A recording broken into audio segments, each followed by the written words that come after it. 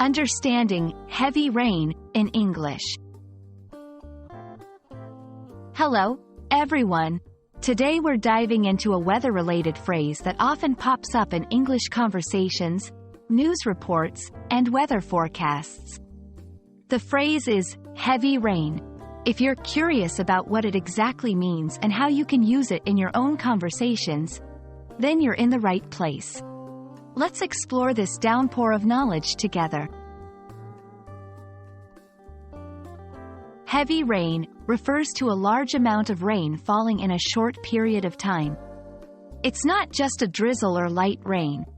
It's when the skies seem to open up and pour water down vigorously. When you hear the term heavy rain, it often implies that there could be potential for flooding, and it's usually not the best time to be outdoors. In English, there are various ways to describe the intensity of rain.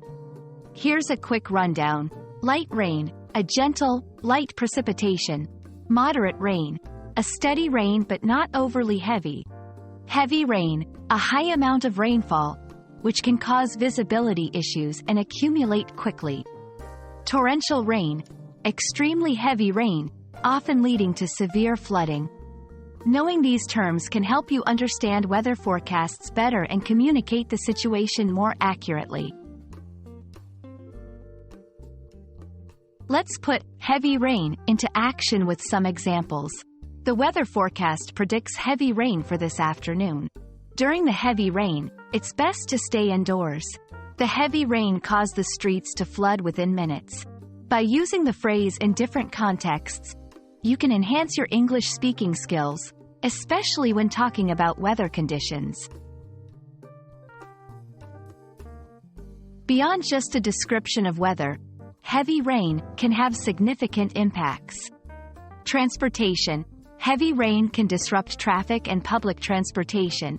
Agriculture. While sometimes beneficial, heavy rain can also damage crops.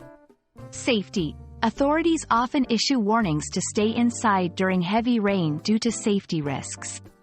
Understanding these impacts can help in discussions about the environment, infrastructure, and community safety. That wraps up our look at heavy rain. Whether you're planning your day or describing past weather conditions, knowing this phrase and its implications can be very useful. I hope this video has enriched your English vocabulary and helps you feel more confident in discussing weather conditions. Stay dry and see you in the next video.